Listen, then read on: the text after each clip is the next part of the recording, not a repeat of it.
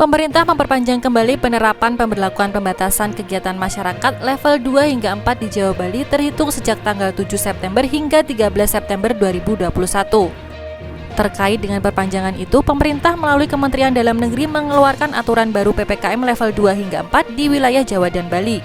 Aturan itu tertuang dalam Instruksi Menteri Dalam Negeri Nomor 39 Tahun 2021 tentang pemberlakuan pembatasan kegiatan masyarakat level 4, level 3, dan level 2 Coronavirus Disease 2019 di wilayah Jawa dan Bali. Berikut ini wilayah-wilayah yang diharuskan menerapkan aturan tersebut. Instruksi Menteri Dalam Negeri itu juga mengatur tentang kegiatan belajar mengajar, operasional perkantoran sektor esensial dan kritikal, tempat usaha, tempat ibadah, hingga transportasi umum. Berikut aturan lengkapnya. Yang pertama, pelaksanaan pembelajaran di satuan pendidikan dapat dilakukan melalui pembelajaran tatap muka terbatas dan atau pembelajaran jarak jauh berdasarkan keputusan bersama Menteri Pendidikan dan Kebudayaan, Menteri Agama, Menteri Kesehatan, dan Menteri Dalam Negeri. Bagi satuan pendidikan yang melaksanakan pembelajaran tatap muka terbatas dilaksanakan dengan kapasitas maksimal 50%. Untuk sekolah-sekolah luar biasa maksimal 62% hingga 100% dengan menjaga jarak minimal 1,5 meter dan maksimal 5 peserta didik per kelas. Sementara PAUD maksimal 33% dengan menjaga jarak minimal 1,5 meter dan maksimal 5 peserta didik per kelas. Yang kedua, pelaksanaan kegiatan pada sektor non-esensial diberlakukan 50% work from office bagi pegawai yang sudah divaksin dan wajib menggunakan aplikasi Peduli Lindungi pada pintu akses masuk dan keluar tempat kerja. Yang ketiga, pelaksanaan kegiatan pada sektor esensial seperti keuangan dan perbankan hanya meliputi asuransi, bank, pegadaian, bursa berjangka, dana pensiun, dan lembaga pembiayaan dapat beroperasi dengan kapasitas maksimal 75% staf untuk lokasi yang berkaitan dengan pelayanan kepada masyarakat serta 50% untuk pelayanan administrasi perkantoran guna mendukung operasional. Pasar modal, teknologi informasi dan komunikasi meliputi operator seluler, data center, internet, pos, media terkait dengan penyebaran informasi kepada masyarakat, perhotelan non-penanganan karantina dapat beroperasi dengan kapasitas maksimal 75% staf. Industri orientasi ekspor dan penunjangnya, di mana pihak perusahaan harus menunjukkan bukti contoh dokumen pemberitahuan ekspor barang selama 12 bulan terakhir atau dokumen lain yang menunjukkan rencana ekspor dan wajib memiliki izin operasional dan mobilitas kegiatan industri dengan memperhatikan pengaturan teknis dari Kementerian Perindustrian. Mereka dapat beroperasi dengan pengaturan shift dengan kapasitas maksimal 75% staf untuk setiap shift hanya di fasilitas produksi atau pabrik. Sementara 50% untuk pelayanan administrasi perkantoran guna mendukung operasional. Dilakukan dengan menerapkan protokol kesehatan, wajib menggunakan aplikasi Peduli Lindungi untuk pengaturan masuk dan pulang, serta makan karyawan tidak bersamaan. Yang keempat, sektor esensial pada sektor pemerintahan mengikuti ketentuan teknis yang dikeluarkan oleh Kementerian Pendayagunaan Aparatur Negara dan Reformasi Birokrasi. Pelaksanaan kegiatan pada sektor kritikal seperti kesehatan dan keamanan serta ketertiban dapat beroperasi 100% staf tanpa ada pengecualian.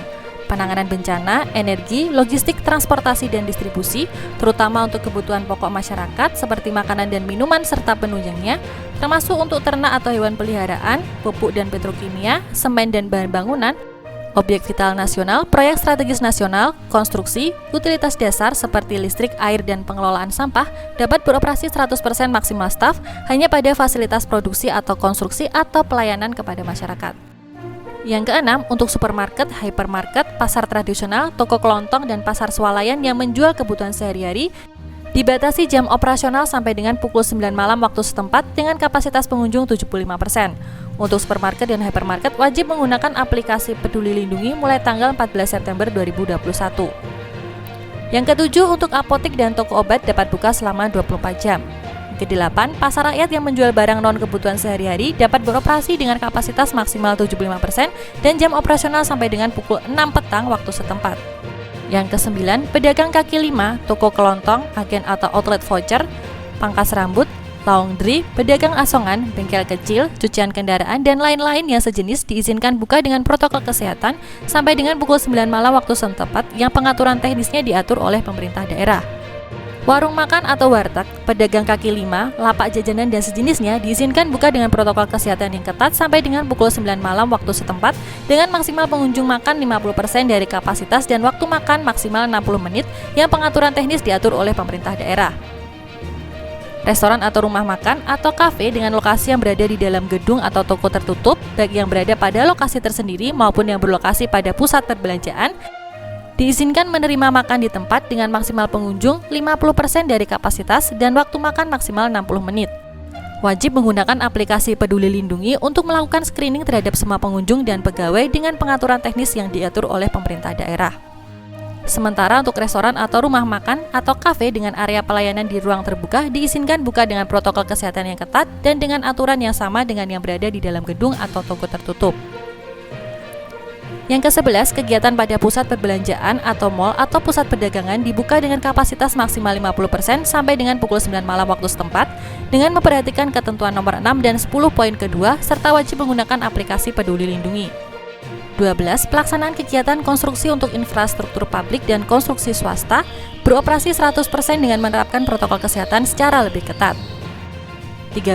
Tempat ibadah dapat mengadakan kegiatan peribadatan atau keagamaan berjemaah selama masa penerapan PPKM level 2 dengan maksimal 75% kapasitas atau 75 orang dengan menerapkan protokol kesehatan secara lebih ketat dan memperhatikan ketentuan teknis dari Kementerian Agama. 15. Kegiatan seni, budaya, olahraga, dan sosial kemasyarakatan diizinkan buka dengan kapasitas maksimal 50% dengan menerapkan protokol kesehatan secara lebih ketat serta wajib menggunakan aplikasi Peduli Lindungi. 16. Transportasi umum diberlakukan dengan pengaturan kapasitas maksimal 100% dengan menerapkan protokol kesehatan secara lebih ketat. 18. Pelaksanaan resepsi pernikahan dapat diadakan dengan maksimal 50 undangan dan tidak mengadakan makan di 19.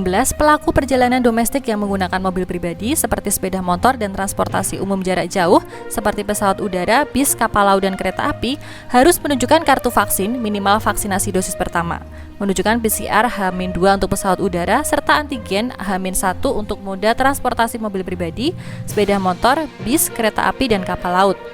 Ketentuan kartu vaksin, PCR, dan antigen hanya berlaku untuk kedatangan dan keberangkatan dari dan ke Jawa dan Bali, serta tidak berlaku untuk transportasi dalam wilayah aglomerasi, seperti contoh untuk wilayah Jabodetabek.